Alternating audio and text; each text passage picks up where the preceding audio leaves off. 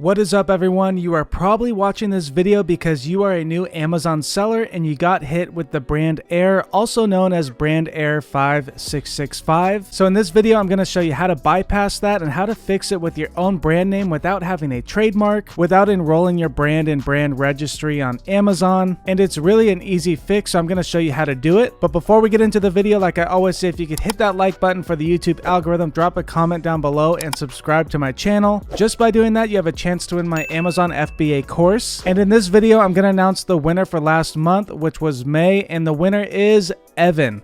All right, Evan, congrats. All you have to do is email me or message me. All of my information is down below, and you won the Amazon FBA course. All right, with all that being said, let's get into the video. So if you're an older seller like me and you set up your account a long time ago, then chances are you don't have to do this. But if you're a new Amazon seller, then this is what you have to do. So if you're creating your listing, you enter your brand name in the brand box. You're gonna get an error that says your brand needs to be enrolled in Amazon's brand registry, which means you need a trademark, but you don't need a trademark to sell on Amazon. This is how you bypass that. So what you're going to do is you're going to put your brand name in that box, and then a little error message is going to pop up. You're going to open a case on Amazon. You're going to contact seller support, and all you have to do is mention brand error 5665, and they will message you back and tell you what they want from you. So I've had many students go through the process. All they are going to tell you is to send a picture of your product and the packaging, and they want to see your brand name permanently affixed to the product or the packaging. So what I mean by permanently affixed is not a sticker that you could peel off.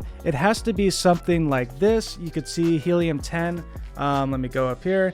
It's engraved on the actual hat, so you can't peel it off. Here's another example. It is painted on the product. You can see the brand name right there. And like I said, it has to be permanently affixed because I've had students submit pictures with a sticker on the product and they said it can't be used because you could peel the sticker off. So it could get pretty annoying going back and forth with Amazon, but chances are you could get your brand approved pretty fast. Another thing is they want to see your hand in the picture. They just don't want to see the product or the packaging by itself. They want you to prove that it's authentic and it's actually you holding the product. So I know it sounds kind of dumb, but you want to hold the product with your hand in the picture and show them that brand name permanently affixed to the product or the packaging. It could be on one or the other, or it could be on both. It doesn't matter. They just want to see it on one of them. Now, in older videos, you're probably seeing people tell you to use NA or not applicable, or you could use generic. So you do see brand names on Amazon called generic.